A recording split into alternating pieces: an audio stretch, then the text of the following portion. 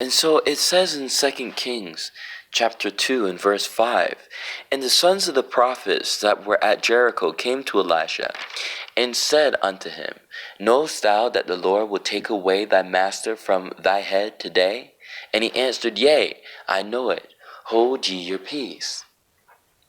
If we will understand the importance of not only holding our peace, but learning how to tell people in our lives to hold their peace as well, and the impact it could bring on your household, the blessings of peace in one's own body and soul, then we would do it more often.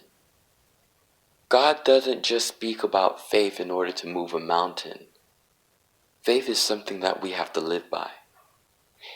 And if we're not careful, we will think that only the righteous, the perfect, could attain it. But what we learn as we look at life is that everyone requires a certain level of faith in order to pursue certain tasks, goals, as well as their aspirations. What you're probably going to ask is, wait, but if that's the case, then some people serve God, some people don't. Some people believe in God and some people don't. Yes, that's absolutely right. But remind yourselves that when God created man, he created man in his own image. And in the image of the man, he created the woman. Although we don't accredit God for our blessings and for what we have received and what we have gained, it doesn't mean that he didn't give it to us. Even the devil, as we see in Job, and had to present himself to God before he made a decision. Because it's God who runs everything, not Satan, not his devices. Concerning the devil's devices and how strong they are towards the saints, God sums it up by saying, if you resist Satan, he'll flee from you. Hopefully you're beginning to realize that there's really no excuses that encompass one's reason to go away from God in order to serve the world. We have to be careful what we listen to. Even as leaders, we're seeing leaders right now present within the last few months that accredits movies as their means, their basis of coming up with a sermon. Right?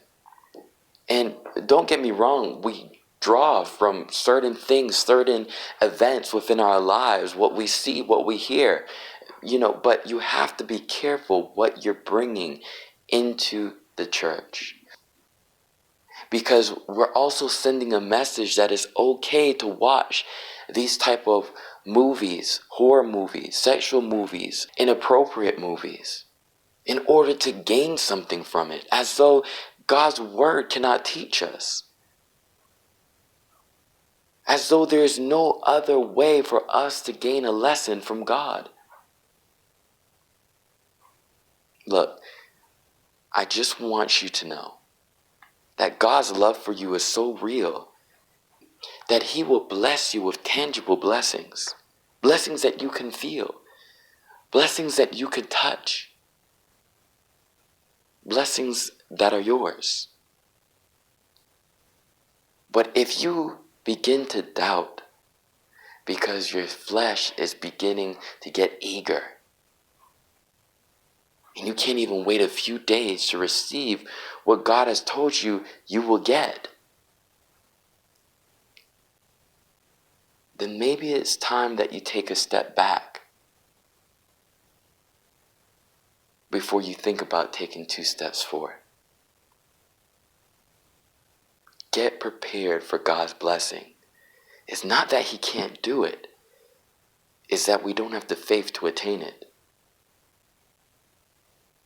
But if we study to show ourselves approved, if we remember God's love for us, not only through sins, but through life, then we'll realize that we can not only gain a blessing, serve God,